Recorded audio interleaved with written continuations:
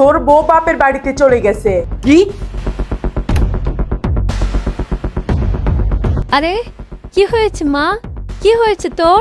কিছু হওয়াটা কি জরুরি আমার বাবার বাড়ি আসতে হলে? আরে না মা, এটা তো তোরই ঘর। আয় আয় ভিতরে আয়।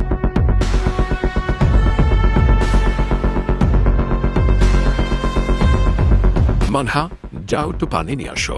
ময়না, টেনশন নিও না, একটু রিল্যাক্স করো। এনে মা পানি। তোর কি জামাইয়ের সাথে ঝগড়া হয়েছে? আরে জামাই, আসো আসো।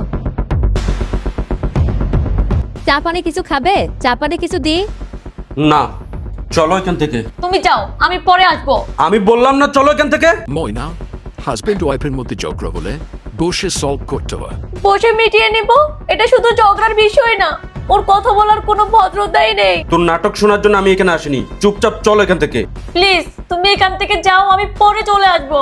বললাম না উঠ। আরে মা চলে যা, এরকম কথায় কথায় বাপের বাড়ি আসতে নেই। আপনি একটু চুপ করবেন, আমি আমার ওয়াইফের সাথে কথা বলতেছি। দেখ, তোর মা ঠিকই আক্কেল আছে, কিন্তু তোর নেই। প্লিজ সিক্রেট করো না, তুমি এখান থেকে যাও, আমি পরে চলে আসবো। দেখ, আমি এখনো স্টার্টও করি নাই, আমাকে রাগাইও না। চুপচাপ চলো এখান থেকে। প্লিজ চলে যাও এখান থেকে। বললাম না চল এখান থেকে। এই চল এখান থেকে।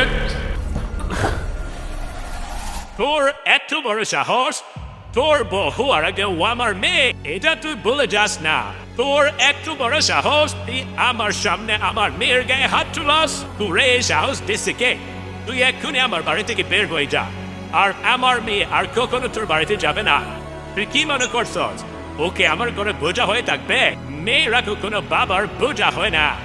ও আমার ঘরের রাজকন্যা ছিল এবং রাজকন্যা হয়ে থাকবে। তুই কি মনে করছস ওর কি কেউ নেই? আরে আমি এখনো বেঁচে আছি, ওর বাবা। আর তুই এক্ষুনি আমার ঘর থেকে বের হয়ে যা, না হলে আমি তোকে পুলিশে দেব। তুমি ছিলে বনের মতো নীরব ছায়া, শান্ত প্রশ্রয়। তোমার চোখে দেখা পৃথিবী অনেক বড়, নির্ভয় নিশ্চয়। আজ বুঝি তোমার অবদান